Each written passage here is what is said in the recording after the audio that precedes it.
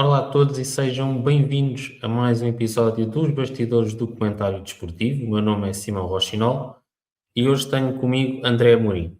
Licenciado em Recursos Humanos na Universidade de Lisboa, trabalha atualmente na Philip Morris International, multinacional produtora de tabaco, enquanto Manager People and Culture Global Functions and Enable Functions. Para além disso, é comentador de futebol americano na DAZN, tema que vamos aqui abordar, e também faz narrações de basquetebol para a Prime Video. Olá André, como é que estás? Obrigado por teres aceito o meu convite e lanço-te já a primeira pergunta, que é como é que surgiu o interesse pelo futebol americano? Olá, Simão, obrigado aqui pelo convite. Tenho todo o gosto em falar contigo e fazermos aqui uma troca de partilhas e de histórias. Bem, boa introdução, ok? Boa introdução, é exatamente o que tu disseste. Tenho aqui o meu trabalho durante o dia, vá no mundo dos recursos humanos, e depois tenho aqui o meu segundo trabalho, que não sabe a trabalho, porque se faz com uma paixão tremenda, pelo futebol americano, pelo basquetebol, pelo próprio futebol. Um, e onde tudo começou realmente no mundo do futebol americano, onde depois de cerca de 11 anos a jogar o desporto, inicialmente em Espanha, porque não havia sequer na altura, quando comecei em 2007, Liga em Portugal, e depois, passado 2 anos, termos criado então a Liga em Portugal, ali no ano de 2009, 2010. Um, e ao fim de cerca de 6, 7 anos a jogar, passei para uma posição de treinador, e também ajudei na fundação de uma das equipas em Portugal, que é atualmente a tricampeã nacional, dos Lisboa Devils, e depois de uma experiência também de cerca de 5 anos a treinar, acabou por se encerrar um ciclo dentro do futebol americano nacional e acabou por se iniciar outro com o aparecimento na altura da Eleven Sports, que adquiriu os direitos da NFL, da National Football League, e onde na altura lançaram aqui então o convite de começar os comentários desportivos e dentro do mundo do futebol americano. Mas o futebol americano apareceu mesmo quase como um evento, uma singularidade na minha vida, porque eu nunca tinha ouvido falar de futebol americano até esse convite que me surgiu ali em 2007. Não gostei no início, ok? Isso também já é uma história que já contei algumas vezes e é mesmo verdade. Eu não gostei do futebol americano no início porque eu era o típico, eu na altura tinha cerca de 16 anos, e eu era o típico adolescente que não gostava de desporto, ok? Eu tinha excesso de peso, gostava era de jogar jogos de computador, de cartas, não gostava nada de desporto. Mas ao fim de algum tempo, por insistência de um amigo meu que foi na altura comigo, que é o Pietro, um, ele adorou. Eu acabei por ir um bocadinho por arrasto e ao fim de algum tempo percebi que o futebol americano não é um desporto só físico, é um desporto também muito estratégico, onde eu podia aplicar um bocadinho um bocadinho o argumento de vida que eu tinha na altura com os jogos de computador, em que adorava jogos estratégicos e tudo mais, podia aplicar isso na realidade no futebol americano. E depois foi crescendo por aí essa paixão, pela componente estratégica, depois a componente física, obviamente, tu percebes que tem que acompanhar, porque senão, obviamente, vai ser complicado de teres uma carreira, se quisermos dizer, saudável. E pronto, olha, e fui crescendo dentro do desporto ao longo de mais de 10 anos. Agora não, agora já não agora já são quase 20 anos, mas eu diria que foram Tempo vários passa. ciclos. O tempo passa, é verdade, foram vários ciclos, mas onde a paixão foi se intensificando, e neste momento acho que o futebol americano é uma das minhas maiores paixões, obviamente. E é um desporto que eu acho que tem muito sumo e que podemos levar para muitas áreas da nossa vida. Sem dúvida, eu falo por mim, a estratégia é daquilo que me faz mais gostar do futebol americano, que é o que muita gente não vê, mas que está muito, muito presente. Falaste aí da DAZN, és comentador de futebol americano na DAZN, como já tínhamos referido. Como é que preparas as transmissões dos jogos? Olha, eu vou dizer uma coisa que é mesmo verdade.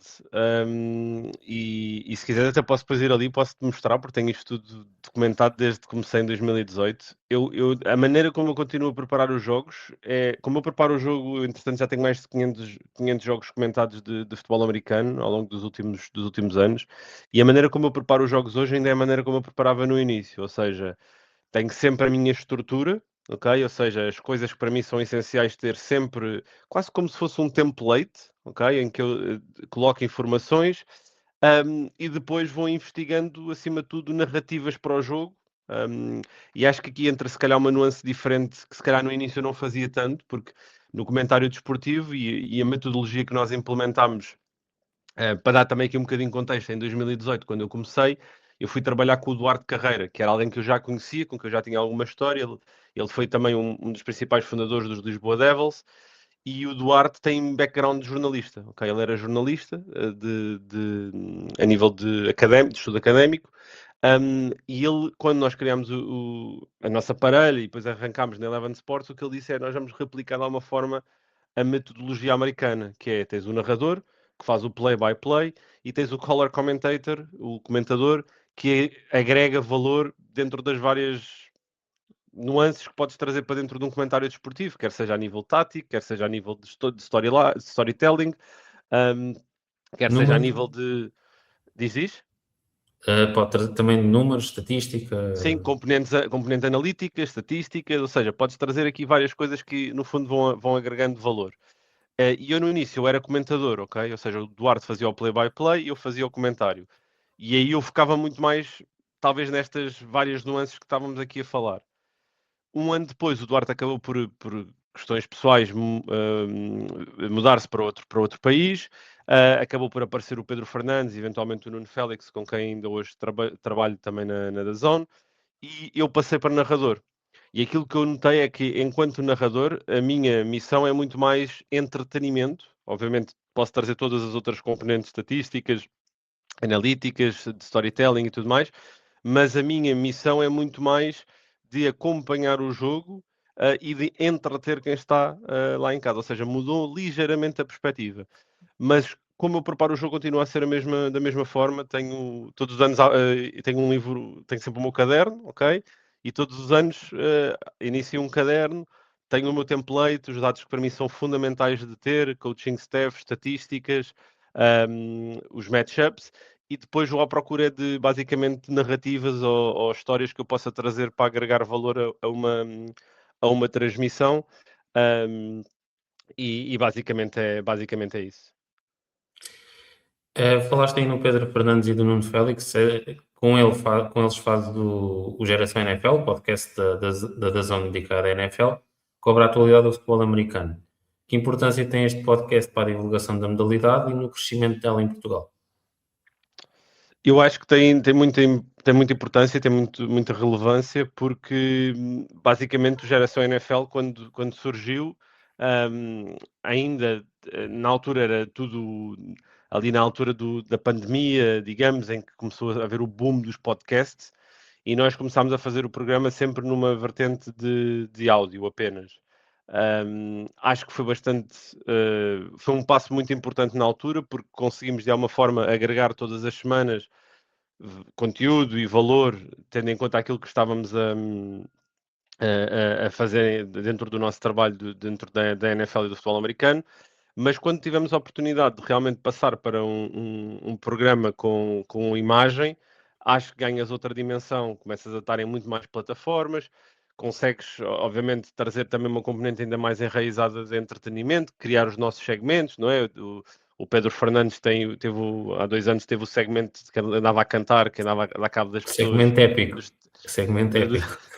Não digas isso, não digas isso. Eu acho que o Pedro há de ouvir isto. Não lhe aumentes o ego, por favor, tá bem? Porque é difícil de lidar com o Pedro. Não, mas é verdade. Foi muito bom essa componente de áudio da cantiga do Pedro Fernandes. Depois, ano passado, teve os cromos. O Nuno Félix também vai tendo os seus momentos. E eu também tenho aqui o meu que está a ser mais numa componente muito mais orientada ao desporto, enquanto perspectiva de treinador.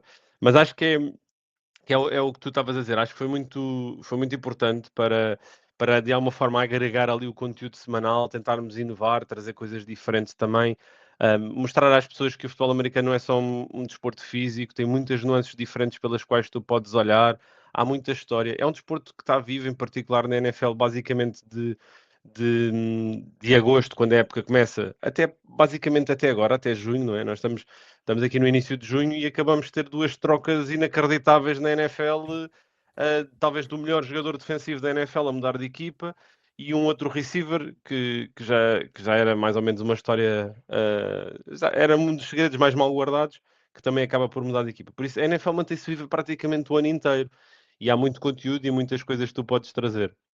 E nós vamos tendo essa oportunidade de acompanhar, ainda que eu acho que é muito importante, pelo menos aqui em junho e julho, e de nós termos uma pausa de aturar o Pedro Fernandes. Acho que é muito importante porque é difícil, é muito difícil. Até porque ele normalmente depois tem aquelas previsões, os míticos nunca na vida, que depois É verdade, é vai verdade, é saber e não é verdade. bem assim.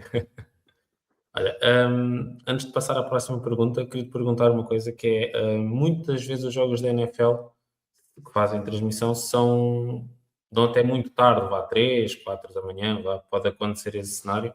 Também tens uma vida no corporate, vamos dizer assim. Como é que tu concilias isso? Olha, eu já acabo por conciliar isto há cerca de 7, 8 anos. Eu acho que isto é uma visão pessoal minha, mas é algo que eu já tive a oportunidade também dentro do mundo corporate de gerir equipas, e agora atualmente não estou a gerir na função onde estou, mas já tive a oportunidade de gerir equipas, e para mim há um mote que é fundamental, que é o máxima liberdade com máxima responsabilidade. Em que aquilo que eu advogo é eu não olho para quando é que uma pessoa, qual é o horário que uma pessoa começa a trabalhar, da mesma maneira que não olho para o horário que uma pessoa deixa de trabalhar. Eu olho para aquilo que são as responsabilidades que eu tenho enquanto profissional e se estou a conseguir cumprir ou não. Tenho a sorte de ter sempre tido muita flexibilidade dentro daquilo que têm sido as minhas FIAs e as equipas onde acabo por estar inserido, e acabo por conseguir conciliar por causa dessa confiança e dessa responsabilidade, ou melhor, dessa liberdade que nasce dessa responsabilidade que eu vou trazendo.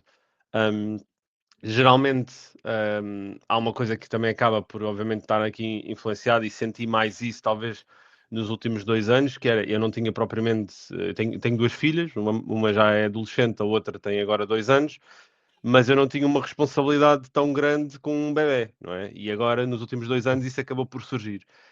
É mais difícil, obviamente, levou-me também a ter menos noites, e também acabámos por trazer mais uma pessoa para a equipa, o Bernardo Slipa, no último ano, também para ajudar nesse departamento, e obviamente fazer o equilíbrio dentro daquilo que é o mundo profissional é fundamental.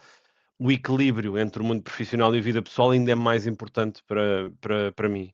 Um, no entanto, eu acho que é mesmo o que estávamos a falar, Simão, acho que é mesmo liberdade e responsabilidade, que para mim são fundamentais dentro daquilo que são as minhas dinâmicas profissionais.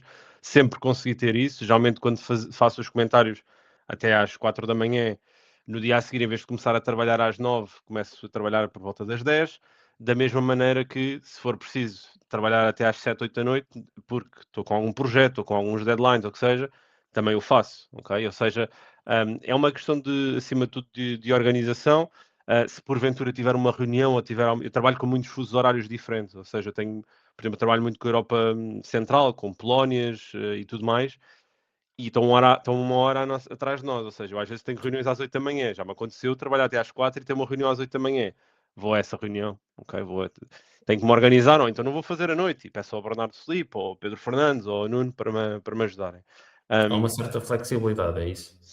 Há uma certa flexibilidade. Por exemplo, se estivesse a falar com o Pedro, eu sei que o Pedro já tem muito menos flexibilidade nesse departamento, porque o trabalho dele também é diferente, obviamente.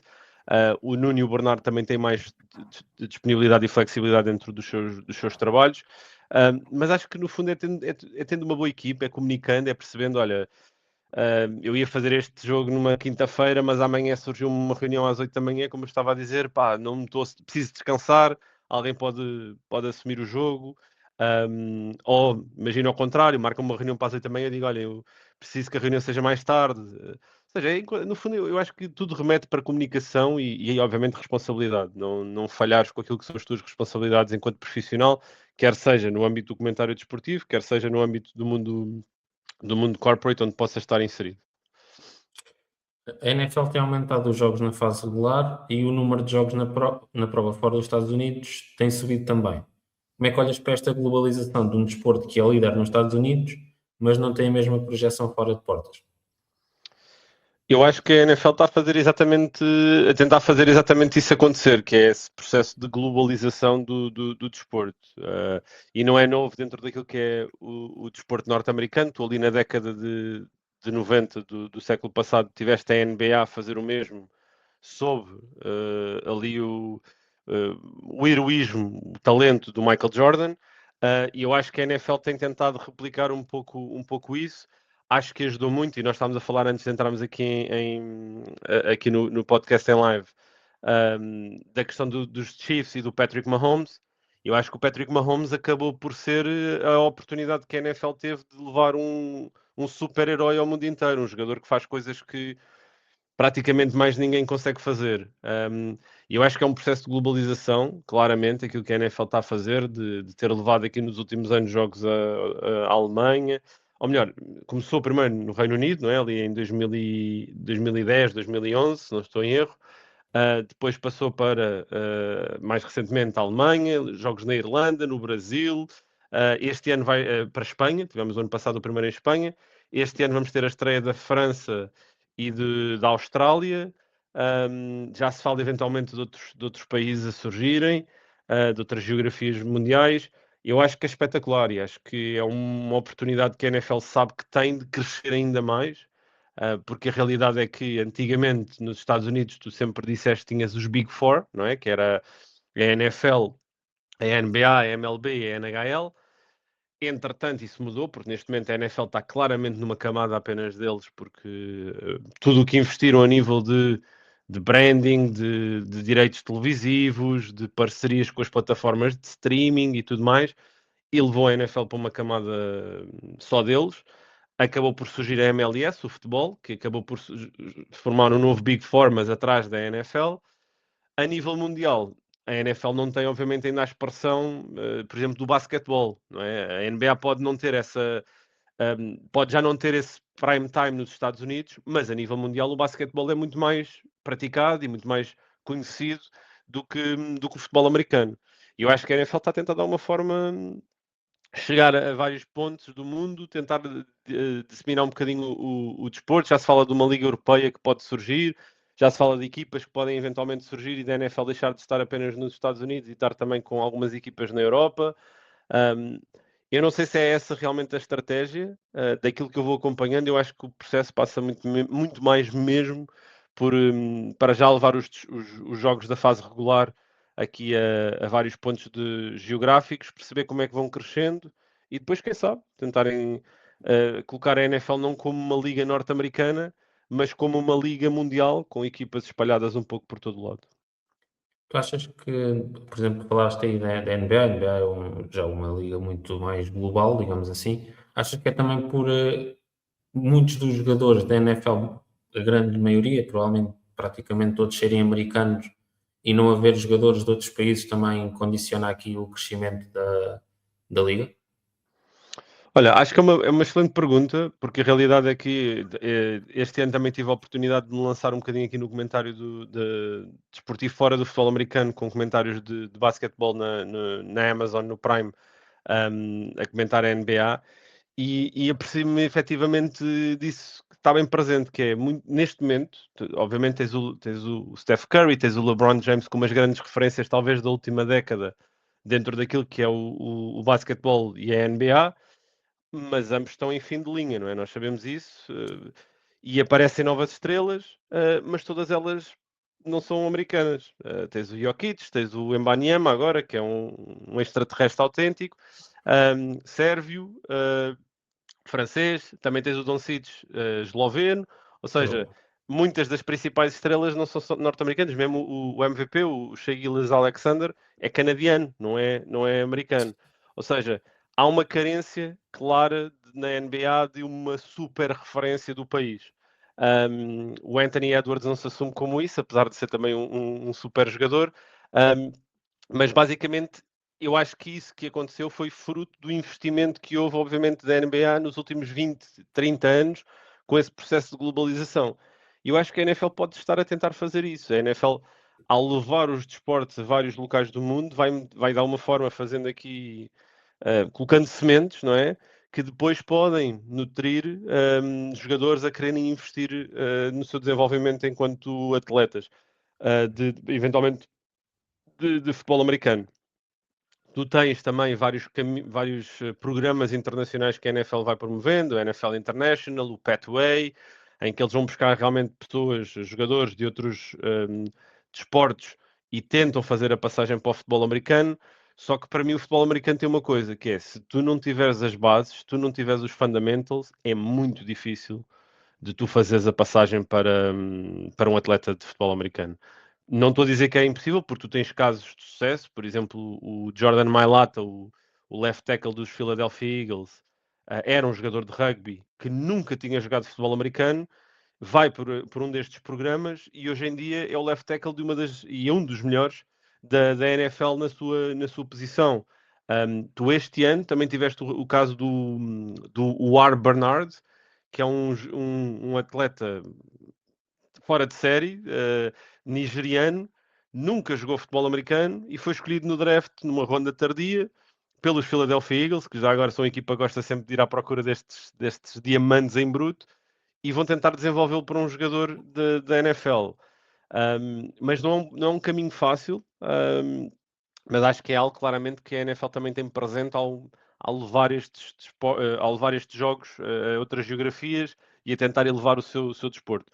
Mas acho que isto nunca vai ser uma coisa de estalar o dedo, nunca vai ser tão fácil como, como foi no basquetebol, porque mesmo as próprias logísticas e condições para se jogar futebol americano são bastante diferentes daquelas que tu precisas para jogar basquetebol.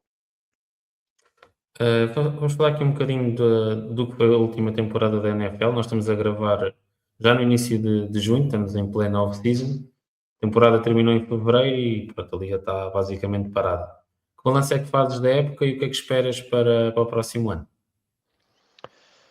Olha, eu acho que a última época foi uma época muito divertida. Acho que foi uma época com muitas narrativas interessantes. Os Seahawks acho que foram os justos vencedores e acabou por entregar um bocadinho aquela história do Sam Darnold, da redenção que ele teve depois de ter sido escolhido pelos Jets, até ao fim de 2, 3 anos já ser considerado um bust, e depois de ter andado ali a trocar de equipa até encontrar esta oportunidade no Seahawks, onde realmente acreditaram nele e pagaram-lhe enquanto quarterback titular premium na NFL, e ele conseguiu de alguma forma levar a equipa a ganhar o Super Bowl. Acho que viste outras estrelas a aparecer. O Drake May nos Patriots também fez uma época extraordinária. Tiveste depois outras, obviamente, não tão felizes, como foi a lesão do Mahomes e a queda dos Chiefs. Mas eu acho que isso faz muito parte também da vertente norte-americana, que é gostam de criar o super-herói, de o levar até ao topo da montanha, mas depois adoram ver o herói a cair pela montanha abaixo para perceber como é que ele vai reagir. Vais voltar a escalar a montanha ou vais tornar-te agora mais um entre os muitos, não é? Porque a narrativa aqui há 2, 3 anos era que o Mahomes ia ser o único que ia ultrapassar os 7 Super Bowls do Brady. Agora está nos 3, ainda tem muitos anos pela frente, obviamente. Está num contexto espetacular com o Andy Reid e com toda a organização que os Kansas City Chiefs têm. Mas será que vai conseguir voltar a elevar-se? É a grande questão. Por isso eu acho que foi uma época muito interessante dentro destas histórias de reinvenção e depois das equipas que acabaram por estar longe daquilo que eram as expectativas. Por outro lado, perspectivando aqui o futuro, acho que neste momento há uma super equipa. É difícil não olhar para eles como se calhar um dos melhores plantéis dos últimos 20 a 30 anos, que são os Rams. A troca que fizeram recentemente pelo Myles Garrett, provavelmente o melhor jogador defensivo da NFL, é assustador, não há outra maneira de dizer. Ainda terem a opção de pegarem no telefone e de ligarem ao Aaron Donald, que foi para mim o melhor jogador defensivo dos últimos 10, 15 anos, sem sombra de dúvidas, e talvez um dos mais dominantes. Não quer dizer o mais dominante, porque para mim o Lawrence Taylor foi um jogador que mudou a NFL na década de 80 e 90, mas claramente um jogador top 3 a nível de como mudou a NFL. Os Rams poderem ligar ao Aaron Donald e dizer: olha, não queres sair da reforma 1 ou 2 aninhos e vem jogar aqui ao lado do Myles Garrett? Imagina, se isso acontece, eu acho que os Rams são claramente a melhor equipa na NFL a nível de plantel, têm um coaching staff extraordinário e são claramente os favoritos.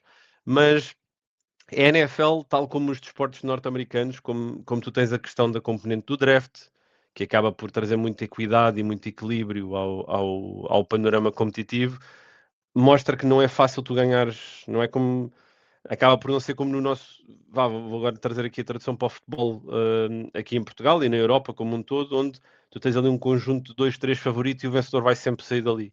Há sempre espaço para uma surpresa na NFL. O ano passado ninguém dizia que os Seahawks iam ganhar o Super Bowl no início da época. Sim, não E imaginava. Não... ninguém.